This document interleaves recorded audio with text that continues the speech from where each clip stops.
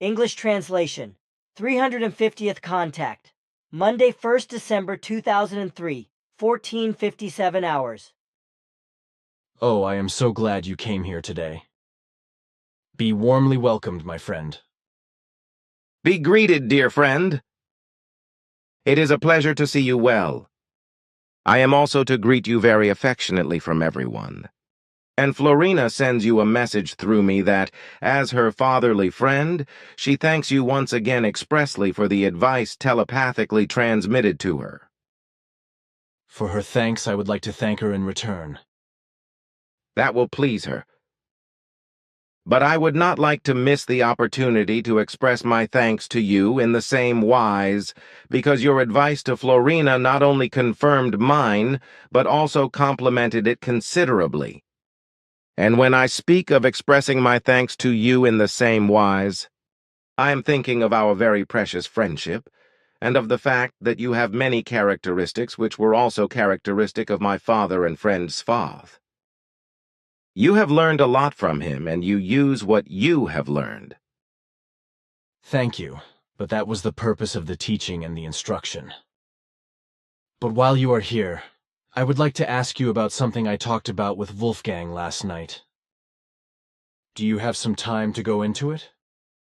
Actually, I just came here for a short greeting visit and to bring you some work that we ask you to do. But I still feel the need to answer your questions. Of course I will do the work. If it is urgent, I will finish it as soon as possible. But if it is a miracle of completion, I will do it immediately. But I also have a question about that. Zafanat Paneach manipulated my computer, and Quetzal helped him with that, but I do not know what exactly was done. But for security reasons, it was all about this. If I do work for you and enter a certain password in this context, then everything I write is not saved and not transferred to our server, but immediately printed out by the printer, and then immediately deleted again. I would like to ask Quetzal and Zafanat Paneach if it would be better if everything would be saved. He could arrange it so that only I would have access to the data. You can rest assured because Zafanat Paneach and Quetzal have taken care of the storage of the data. They have thought of it themselves, which is why they have created a tiny transmitter that allows everything to be recorded and held in our monitoring disk. Ah, that is interesting news again, because I did not know anything about the whole thing. Today I was supposed to inform you about it in the 2 tasks, but you beat me to it with your question. They first wanted to check everything regarding the proper function over a longer period of time. Now they are sure that everything is working correctly and flawlessly. And when did they handle all this? You were not present when they did the manipulations. To my knowledge, you were out shopping with Ava and your daughter Selena Mercedes. But it has been more than a year. Aha, it happens all the time, day or night, that one of you is in my office. I always notice this when the chair is moved or the computer is turned on, when I come back into my office. The CD player is also used and all kinds of music are listened to. Maybe they even make phone calls, maybe to Era or something. Sometimes you can also smell quite lovely scents in the office, which I suppose can be traced back to some of the lovely girls. We all feel very comfortable in your workroom, but also in the whole area around the center, where we often go for a walk or a stroll and enjoy it. And what about our people when they are out on the grounds, such as on the night watch? That means no more difficulties for us, neither by day nor by night. Our security devices and camouflage equipment have been developed in such a serviceable manner that we can also move in the immediate vicinity of the group members during the day without being noticed by them. However, we may be heard walking around if we are not wearing footwear that muffles the sound of footsteps. Also, certain sensitive group members may be able to perceive our swinging waves when we are sufficiently close to them. However, none of us use your telephones because we would not know who to call. However, Several of us have already thought that through these devices, we could call you in the living quarters if one of us is here in your workroom and wants to speak to you. But we did not dare to do so, because if someone other than you were to make the connection through the apparatus, we would not know what to do. But the whole thing would also be just a joke on our part. Yes, what, so, you want to have fun with this? Look, if you want to, you can have it, because I am good at talking by phone instead of telepathically. But you are good, my friend, because if someone other than me picks up the talking bone and answers, then you do not have to speak anything and you can just hang up the phone again, which will break the connection. And if you really want to call me by phone instead of telepathically or loudly, then look here. Just dial 310 here and press the speaker button here. To switch off again, just press the speaker button again. The procedure is known to us. Good. Then I can now put forward my question? Yes. Thank you. It is about all the strange machinations around me in relation to the authorities, the judges, the police, and many people who knew me in my teenage years. I would like to talk about that openly, at least as far as I can remember. The details I do not remember anyway. However, I can still bring everything together roughly, so that we can record it in our conversation report in order to create clarity.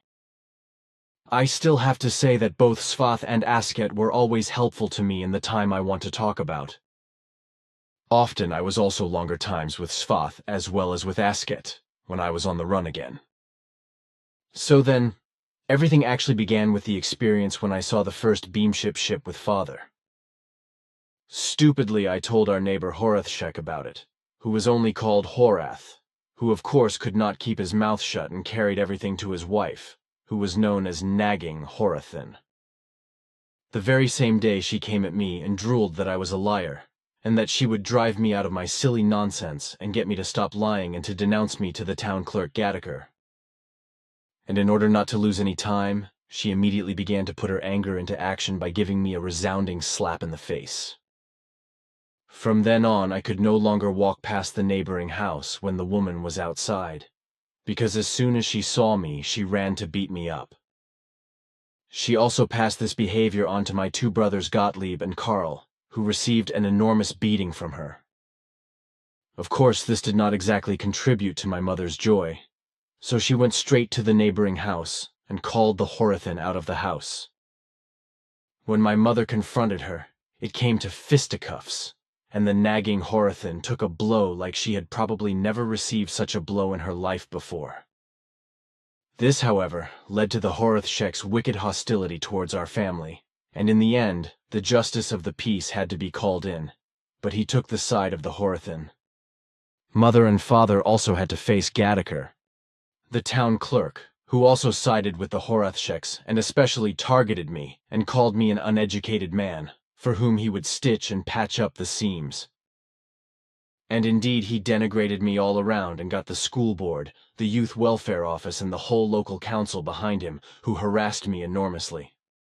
At school, too, I felt everything, especially through my teacher Hans Frey, who more and more often treated me with a lengthwise glued blackthorn beating, which ultimately led to me playing hooky for more than 170 days and staying longer and longer with Svath. Then one day the nagging Horathan ambushed me in a threshing floor and hit me with full force with a soaking wet linen towel right in my face, which hurt very badly. With presence of mind, as they say, I tore the towel out of her hand, and she was so surprised that she let go of it without resistance, and I was able to hit her in the face as well before I left. She drooled after me in rage and screamed, as I can still remember, that she would now have me taken care of. And that was the beginning of what I want to talk about. And somehow I do not have a past since this story with the Horathan, because when people ask about me and my youth and young manhood, nobody wants to know anything about it. That was also the case when the Tages-Anzeiger journalist who wrote the book, Meier, Prophet, wanted to make inquiries about me. Everything that happened was denied by the authorities and the police, but also by private individuals, including my former schoolmates.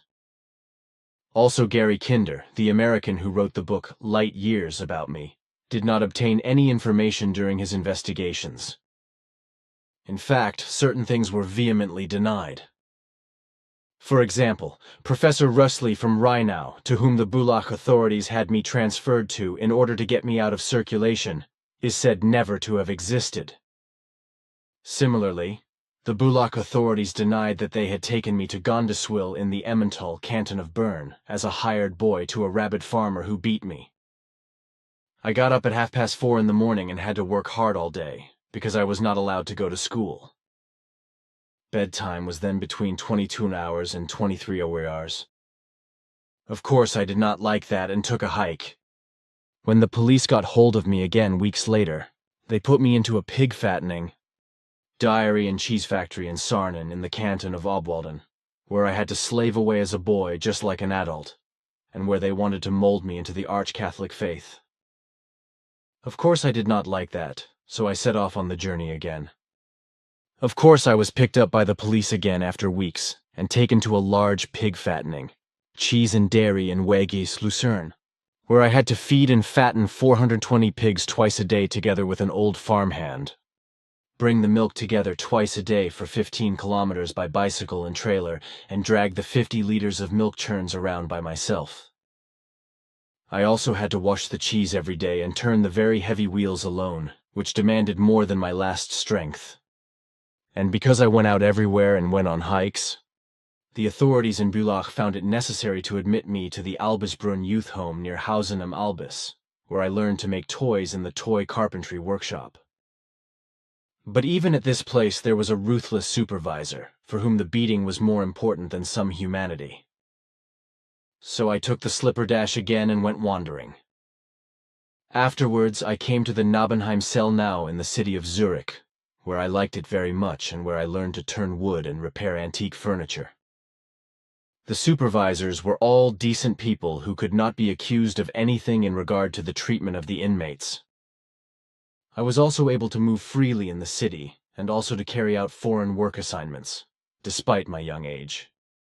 But exactly this did not suit the authorities in Bulach. So one day they had me taken away by the police and brought to Brütesellen near Dietlikon, ZH, and of course to a boys' home, which had its own large nursery, where I had to work from 7 in the morning until 6 in the evening. Over lunchtime there was 1 hour of food and rest. But even there the responsible people were sometimes extremely violent and gave out beatings. Also, during the summertime, work in the garden was only allowed with the upper body exposed, which had serious consequences. Water sprayers were set up in the garden for irrigation, which were in operation for hours due to the heat of the day, which is why one was hit by the sprayed water again and again during work. As a result, the sun heated up the water drops on the back and damaged the skin, creating large blisters that filled with scorching water. And as this went on day after day, the blisters became inflamed and began to fester when they burst. So, my whole back was one big, sore spot of pus, but nothing was done about it, because it was simply said that you were soft and did not want to work. So I took the consequences again and set off on a march to somewhere, but finally ended up at home, because my festering back needed the help my mother gave me. Of course, the authorities were aware of this. They immediately let the police go and hide me somewhere in a home again. But when the policeman saw my maltreated back, he took pity on me and reported to the authorities that I first had to recover, which after a good 4 weeks was ready. Then I was picked up again and taken to the Aarburg Fortress, a former castle on a rock high above the town of Aarburg, an escape-proof building with individual cells in which the inmates were locked up at night. So now I was finally safely housed and could no longer flee. At least that was the opinion of the Bulach authorities. The rocks fell steeply, and all the windows were barred, except for those of the kitchen, where it was apparently unnecessary because of the high and very steep rock face. Because probably no one was crazy and tired of life enough to escape down this rock face. Because the only possibility was to break all the bones or to go straight to heaven or hell. Well, Always crazy enough to do the craziest thing, I climbed up on the sink in an unobserved moment and escaped through the open window, which I quickly closed behind me. As fast as I could, I set off on the breakneck descent, which I managed happily, and disappeared. Several months later I went back home to Muncheltorf, ZH, where my parents and siblings now lived, because father had sold the house in Niederflachsbülach, and everyone had moved. Of course the police showed up again one day, but no longer to take me with them, but to inform me that the Bülach authorities would change their strategy and offer me a land service in the Erli near Höbli, Obiwald, ZH, where I could work for a wage. I agreed to this, and a few days later I set off to take up employment. The peasants consisted of the farmer, the farmer's wife, and an older son, who were also served by an old farmhand. Apart from farming, which also included some fattening pigs, a sawmill was also run, which was put into operation by water power from the sawmill pond. At first, everything went well, and the master craftsman and the son were friendly. But only until I had learned the sawing trade and could handle everything independently. Besides the fact that I still had to feed and muck out the pigs and cattle and help with the forest work. For all the work, the food was very meager, so I secretly, like the old farmhand, kept to the oatmeal flakes that stood in sacks in the camp and were used for fattening the pigs. And the wages were fantastic because for the whole mess there was 15 a month, and suddenly also a beating, when the ever-increasing work could no longer be done, but still had to be done from 04 Chow to 22 Hour, or even 23 Xuan, while the master craftsman sat in the warm room, listening to the radio and enjoying wine or cider. So one day I set off again, and at the age of 16, looked for work in Feraltorf, ZH, with the construction company Müller, where I earned 95 per hour as an assistant. This was the end of the Bülach authorities' intrigue, because from then on there was no longer any attempt to hire me out or hide somewhere. But this was nothing more than only the calm before the storm. I know all this, but go on because it is interesting for me to hear everything from your mouth. Well, I had just turned 16 when I started working for the construction company Müller in Feraltorf, living at home with my parents in Gutenswil, ZH, where they had bought another house when they moved away from Muncheltorf. It was a semi-detached house, attached to 2 other houses. And in the second home with my parents lived also my sister Berta, who was married to a German named Hans Müller, who did not like to work, which unfortunately became clear only after the marriage. Against the advice of Ascot, with whom I had been in contact since 1953, I unfortunately got involved with my brother-in-law, and thus also met 2 of his acquaintances, a certain Kurt Keller, 49 years old, and a young man of little more than 30 years, but whose name I cannot remember. My brother-in-law and the 2 others were together all the time and visited the inns frequently. They often disappeared after visiting the taverns, and did not reappear until hours later, when I was waiting for them in the tavern. Then one day the police suddenly turned up at our place, and all 4 of us were arrested and put in jail.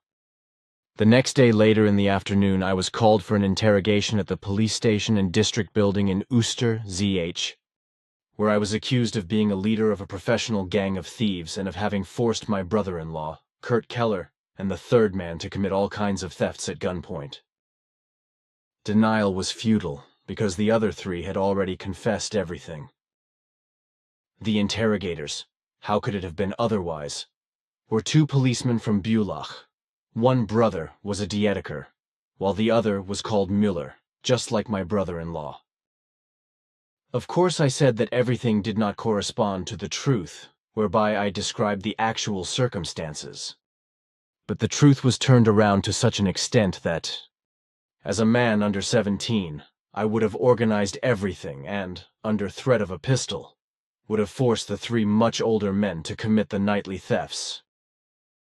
And since I had nothing wrong to admit, I was still being held in custody while the other 3 were set free until the trial. My dear brother-in-law then used the release to disappear to Germany, never to be seen again. When the court hearing came, I was standing with only the other two before the barriers.